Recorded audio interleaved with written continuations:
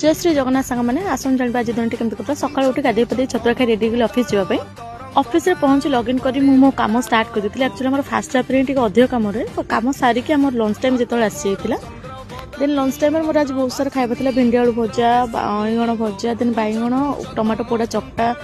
ये सब खाइला पर मुझे आउटफिट चेक देदेली देन तापर आमर इवनिंग हो जाए इवनिंग आम तीन जन इच्छा थी गुपचुप खाइबा तो मुझे जाकि प्रथम फेरिकी ही आसती जोटा रोज आम ओल्ड टाउन पाखे फेमस गुपचुप आम जन एक्स एम्प्लॉय सी आनिक आमको 50 टଙ୍କା गुपचुप दे देन जी आम एक्चुअली अच्छा ऑफिस रे सी भी आनी 50 तो आम तीन जन आज 100 टଙ୍କାର गुपचुप खाई ऑफिस रे आम सैलरी भल दिंतु कि न दिंतु किंतु एम्प्लॉय मैंने बहुत भल माने जमीती कि मो कलिग मैंने